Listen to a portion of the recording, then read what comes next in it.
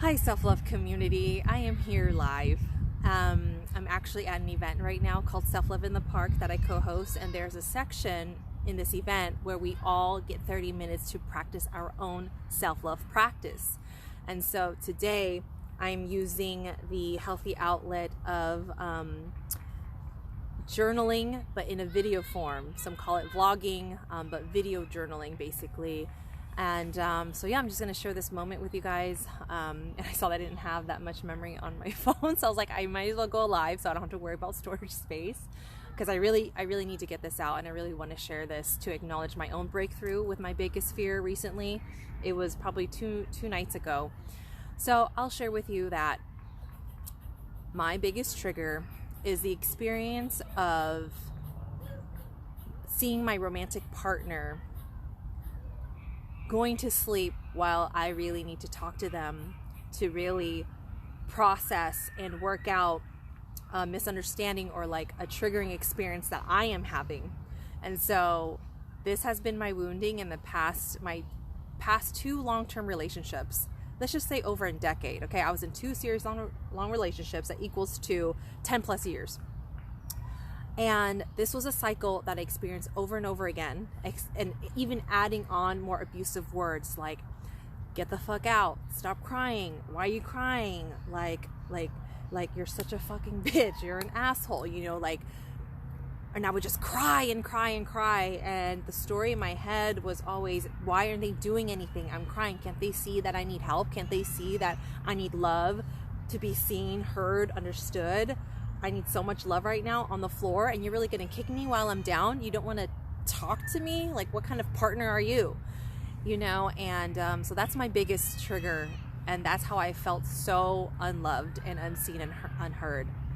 And so being a recovering codependent today, experiencing a romantic relationship that I have today, hi Kristen, at Self-Love in the Park right now, so I'm choosing this as my healthy outlet.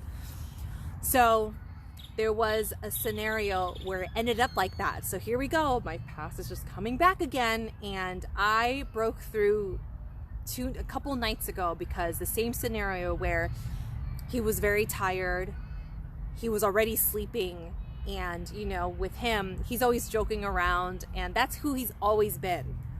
He has fun joking around, poking jokes, especially with me. Hello, like we hang out a lot. So, and if I don't have enough space, I'm going to take something personally. Like something will just trigger something that's related to my past.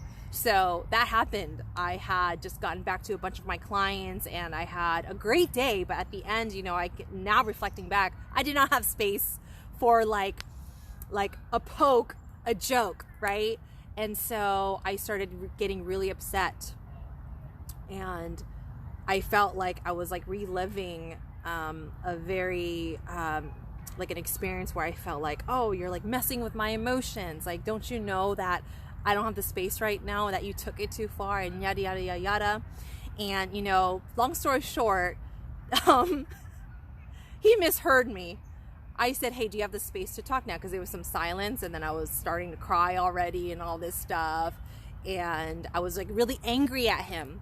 So I was coming from a very blamey place too, right? And crying and all this stuff. And I asked if he had the space to talk. He thought I said something else, but basically he chose to sleep instead of talk it out. And I'm just like, like, I need you to do this and this in my head right now. I'm just like, here I am back in the past. And I had to really come to terms with, wow, if he is choosing to sleep right now, and I have all this pain and trigger right now. My experience came to a moment where I was coaching one of my clients through these kind of moments, like bottom, crying, and really in a dark hole.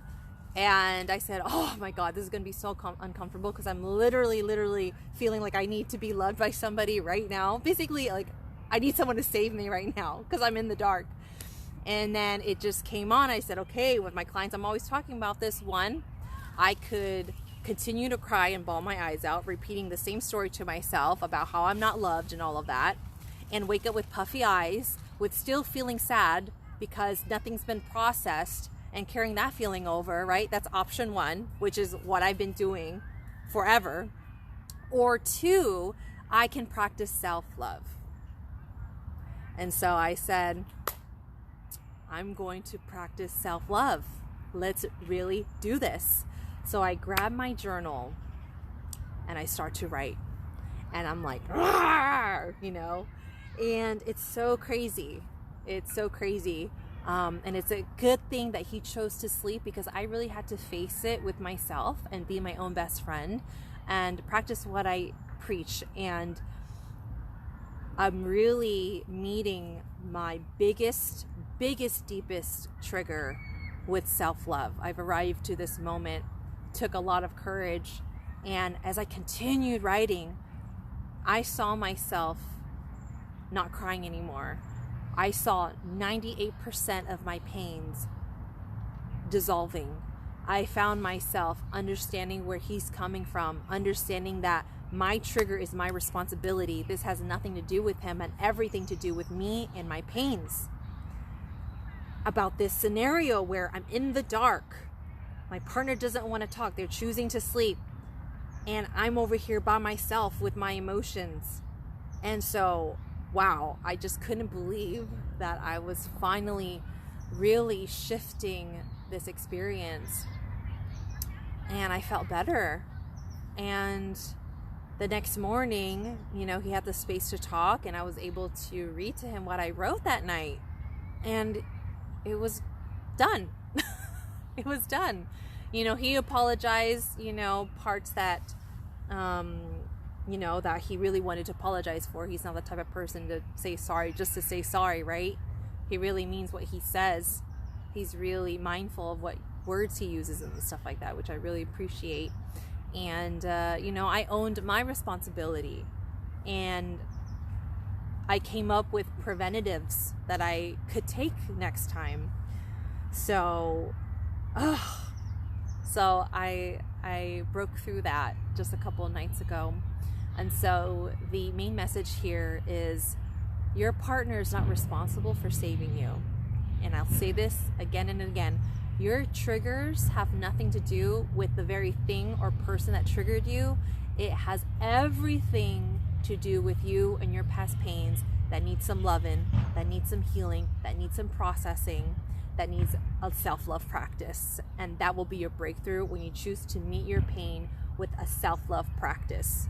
And you will see that you have the ability to save yourself. You have the ability to show for yourself and be the person who you've been expecting others to be for you. So that is my message to you. I believe it's time to come back.